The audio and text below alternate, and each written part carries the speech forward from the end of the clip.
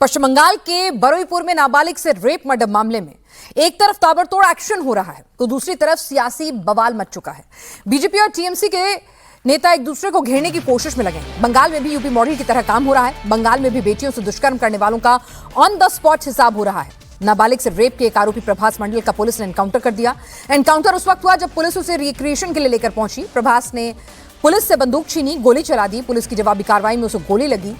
अब एनकाउंटर को लेकर जमकर सियासत हो रही है। एक रेपिस्ट के एनकाउंटर को लेकर सियासत हो रही है। ये वही प्रभास मंडल है जो बच्ची के साथ दिखता है 4 जुलाई को, फिर 5 जुलाई को तालाब के पास भी दिखता है, जिस बच्ची के साथ बेरहमी से गैंग रेप कर उसको मारकर, जब वो जिंदा हालत में थी, उसकी ऑटोप्सी रिपोर्ट कह रही है वो जिंदा हालत में थी, उसे इस तालाब में डुबो दिया गया और उसके बाद उसके फेफड़ों में पानी भर गया और उसकी मौत हो गई।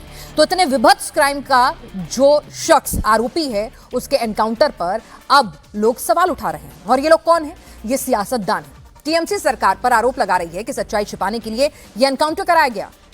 वही तस्वीर में वो शख्स दिख रहा है, सीसीटीवी में नजर आ रहा है, बच्ची के साथ नजर आ रहा है, तालाब में नजर आ रहा है। तो फिर किस सच्चाई को छिपाने के लिए यह एनकाउंटर कराया गया? यूपी की तरह बंगाल में भी योगी मॉडल बनाने की कोशिश हो रही है, ऐसा आरोप लग रहा है। लेकिन सरकार साफ कह रही है वो क्राइम के खिलाफ जीरो टॉलरेंस नीति के तहत काम कर रही है। बच्चियों, महिलाओं के साथ अपराध किसी भी कीमत पर बर्दाश्त नहीं किया जाएगा। जीरो टॉलरेंस पॉलिसी है। इससे पहले आपको बता दें, शुभेंदु अधिकारी भी जो है वो पीड़ित परिवार से मिले थे और उन्होंने हर संभव न्याय का भरोसा दिलाया था। तो आप देखिए कि किस तरह से जब सीन रिक्रिएट हो रहा था तो प्रभास का एनकाउंटर कर दिया गया। एनकाउंटर पर सवाल लगातार उठ रहे हैं। प्रभास मंडल रेपकांड का आरोपी है और उसका एनकाउंटर किया गया जब सीन रिक्रिएट करने के लिए पुलिस वहां पहुंची थी। अपराध के खिलाफ जीरो टॉलरेंस है। महिलाओं और बच्चियों के साथ अपराध किसी भी कीमत पर बर्दाश्त नहीं किया जाएगा। यह सीधा सीधा स्टैंड है सरकार का। लेकिन विपक्ष कह रहा है कि यह कैसा इंसाफ है, आप बंगाल को यूपी 2.0 बना रहे हैं, जंगल राज चला रहे हैं। मंडल बीजेपी का एक बहुत बड़ा सक्रिय कार्यकर्ता है। वह इनकी कस्टडी में ही था और जब पुलिस की कस्टडी में था तो उसने पुलिस का पिस्तौल निकालने का प्रयास कैसे कर लिया? वो उनके साथ में मन मर्जी से साथ में आया था, वो निकाल के भागने का प्रयास करेगा? कभी कोई सोच सकता है ऐसी झूठी मनगढ़ंत बातें जैसे यूपी में होती है वैसे बंगाल में होनी शुरू हो गई?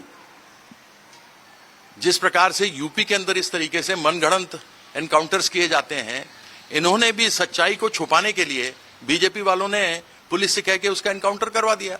एक राजा है, दूसरा अभियुक्त इस बलात्कार में। उसके घर में पुलिस बैठी हुई है, चाय पी रही है, बिस्तर पर बैठी हुई है, उसको कुछ नहीं कह रही, वो भी बीजेपी का कार्यकर्ता है। तो ये सब केवल सब छुपाया जा रहा है। यूपी की पॉलिटिक्स बंगाल में आ गई है। बंगाल जंगल राज से बदतर हो चुका है।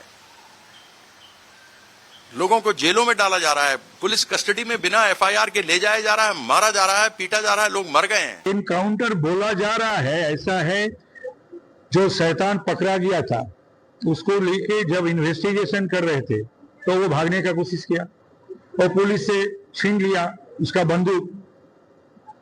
तो अगर पुलिस को ही मार देते तो क्या होता? और ये सब बॉर्डर क्रिमिनल को और क्या करे पुलिस? तो ये मैसेज जाना चाहिए जो बंगाल में जो सरकार है ये जीरो टॉलरेंस है। महिला के ऊपर जो अत्याचार कर रहा है, ये बच्ची थी, नाबालिका थी, उसके ऊपर जो अत्याचार हुई, जो बलात्कार हुई और मार दिया गया, इसके साथ जो भी इसके साथ प्रत्यक्ष या परोक्ष जो क्रिमिनल लोग हैं तो वो लोग सबको ही हमारे देश का कानून मुताबिक साजा होना चाहिए।